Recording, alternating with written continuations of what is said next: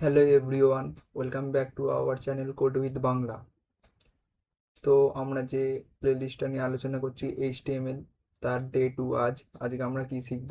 Basic tags, Depp tag, span tag and attributes. Depp tag, span tag, attributes খুবই important পরবর্তীকালে, তো এগুলো নিয়ে আমরা আজকে আলোচনা করব, ঠিক আছে? তো কথা না বাড়িয়ে এগোনো যাক।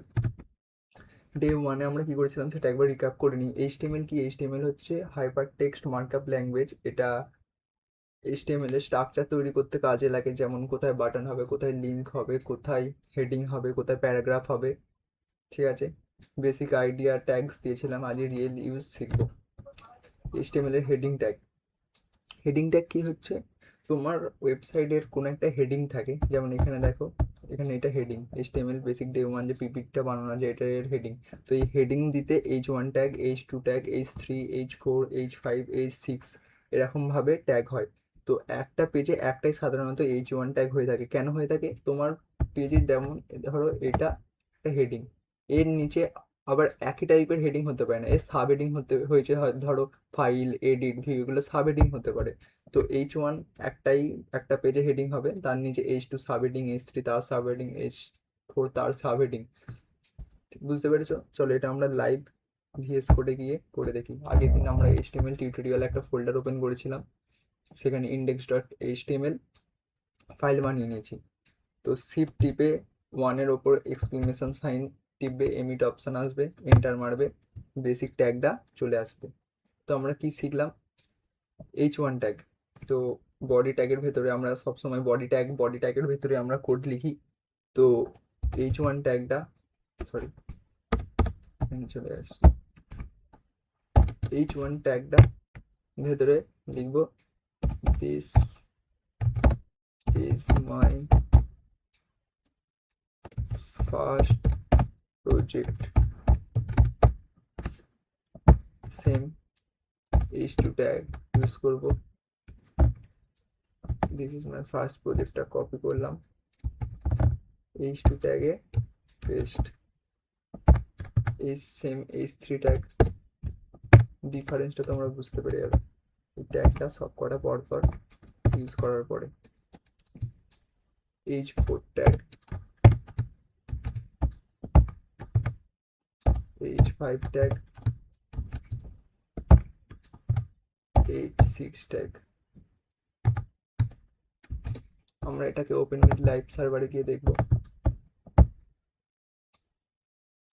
দেখো গাইস, H1 ট্যাগটা কত বড় হেডিং, তার নিচে সাব হেডিং H2 ট্যাগ, তার নিচে H3 ট্যাগ সাব হেডিং, তারও সাব হেডিং H4 ট্যাগ, এটা H5 ট্যাগ, এটা H6 ট্যাগ।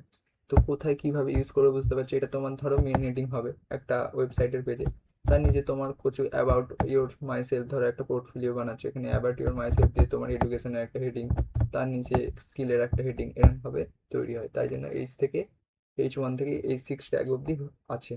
তো আমরা নেক্সট কি করব? নেক্সট কি ট্যাগ আছে? তো প্যারাগ্রাফ ট্যাগ। প্যারাগ্রাফ লেখার জন্য, কোনো বড় প্যারাগ্রাফ লেখার জন্য, ওয়েবসাইটে কিছু ডিটেলস ভরার জন্য, কোনো ডিটেলস জানার জন্য যে প্যারাগ্রাফ ইউজ করা হয়, তার জন্য প্যারাগ্রাফ ট্যাগ ইউজ হয়। তো প্যারাগ্রাফ ট্যাগ অটো লাইন নেয়, ধরো তুমি একটা অনেক বড় লাইন লিখলে সেটা ওয়াইড দিয়ে কন্টিনিউ চলে যাবে, এরকম হয় না। একটা পেজের লিমিট আছে, তো তারপরে সেটা নেক্সট লাইনে নিউ লাইন নিয়ে নেয়। তো আমরা ওটা একদম ডাইরেক্ট করে দেখি। ধরো প্যারাগ্রাফ ট্যাগ ইউজ করলাম।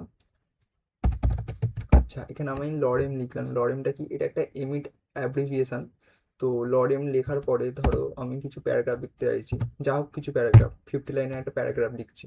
তোমরা যা খুশি লিখতে পারো। তো লরেম 50, বা তোমরা যত ওয়ার্ডের প্যারাগ্রাফ চাও সেই ওয়ার্ডটা লরেমের পরে সেই সংখ্যাটা লিখে দেবে, এন্টার মারবে।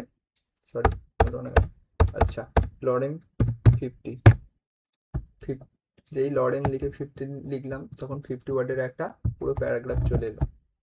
তো প্যারাগ্রাফ লেখার জন্য পি ট্যাগ ইউজ হয়। আমরা লাইভ সার্ভারে গিয়ে একবার চেক করবো যে এসছে কিনা। দেখো গাইস, চলে এসেছে প্যারাগ্রাফ ট্যাগ, এই জন্য প্যারাগ্রাফ ট্যাগ ইউজ করা হয়, ঠিক আছে?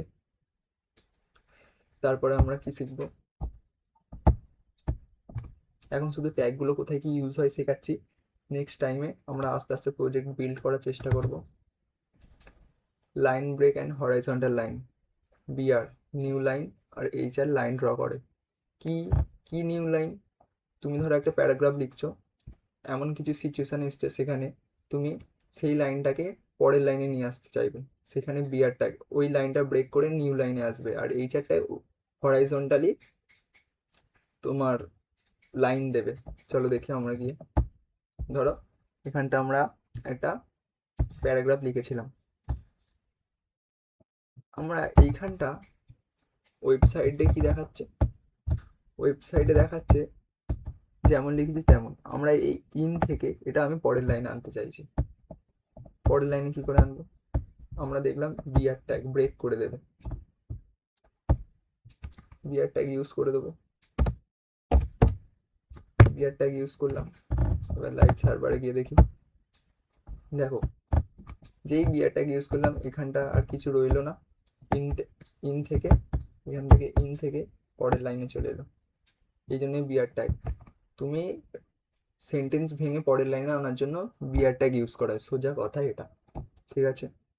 তো এইচআর ট্যাগ দেখলাম, বিআর ট্যাগ দেখলাম, এবার এইচআর ট্যাগ। এইচআর ট্যাগে কি বলা আছে? লাইন ড্র করে। কি রকম লাইন কি ড্র করে? ধরো তুমি একটা হেডিং দিলে, হেডিং এর নিচে তোমার একটা লম্বা হরাইজন্টালি লাইন লাগবে, তুমি এইচআর ট্যাগ মেরে দাও, কিছু লিখতে হবে না, শুধু এইচআর ট্যাগ লিখবে। দেখো তোমার ধরো এটা ফার্স্ট হেডিং, হেডিং এর পরে একটা তুমি হরাইজন্টালি লাইন দেওয়ার পরে তুমি কিছু লিখতে চাইছো, তো এটা ইউজ করবে। ধরো আমি এখানে একটা লাইন ক্রিয়েট করছি, এখান থেকে এই সিক্সের যে হেডিং আছে তার নিচে একটা লাইন ক্রিয়েট করতে চাইছি, করে দেখি হয় কিনা। তাহলে এই সিক্সের পরে একটা এইচআর ট্যাগ দিয়ে দেবো, ঠিক আছে? তো গিয়ে দেখি হয়েছে কিনা। আচ্ছা এক সেকেন্ড গাইস, নেটওয়ার্ক স্লো মনে হয়। ওপেন উইথ লাইভ সার্ভার, দেখো চলে এসছে, ঠিক আছে? তো এইচআর ট্যাগ বোঝা গেছে। নেক্সট আমরা কি করব? Deep tag. ডিপ ট্যাগটা কি? ডিপ ট্যাগ হচ্ছে, প্রথমে বলি ডিপ ট্যাগটা কি। ডিপ ট্যাগ মানে হচ্ছে ডিভিশন। এইচটিএমএল এর ডিপ ব্যবহার করা হয় একটা ব্লক বা সেকশন বোঝাতে, একটা সেকশন বোঝাতে। এইচটিএমএল এর ডিপ ব্যবহার করে একটা ব্লক আর সেকশন বানানোর জন্য। সেকশনটা কি? ডিপ সবসময় পুরো লাইন দখল করে। ধরো তুমি একটা ডিপ ট্যাগের ভেতরে কোনো লাইন লিখছো, সেটা এরকম ওয়াইডে পুরো সেকশনটা দখল করে নেবে, যতখানি তুমি লিখবে সেকশনটা দখল করে নেবে। বুঝতে পেরেছো? ডাইরেক্ট আমরা ভিএস কোডে যাই। ডিপ ট্যাগ হচ্ছে সোজা কথা একটা কন্টেনার, তার ভিতরে আমরা কোড লিখি, পুরো ব্লক, পুরো যে যে ট্যাগটার ভেতরে যতখানি লেখা থাকবে সেই জায়গাটা পুরোটা ডিপ ট্যাগ নিয়ে নেবে। ধরো আমরা এখানটা কেটে দিচ্ছি বডি ট্যাগটা, বডি ট্যাগের ভেতরে এতক্ষণ যা করলাম পুরোটা মুছে দিলাম। আমরা এবার কি করব? একটা ডিপ ট্যাগ ইউজ করছি, ডিপ ট্যাগের ভেতরে অনেক ট্যাগ ইউজ করব। এটা একটা কন্টেনারের মতো গাইস, এটা সার্চ ইঞ্জিন অপটিমাইজেশন, গুগলের র্যাঙ্কের ওপরে অনেক ব্যাপার আছে। H1 দিলাম, H1 ধরো I am code with Bangla দিলাম, দেওয়ার পরে একটা প্যারাগ্রাফ লিখছি।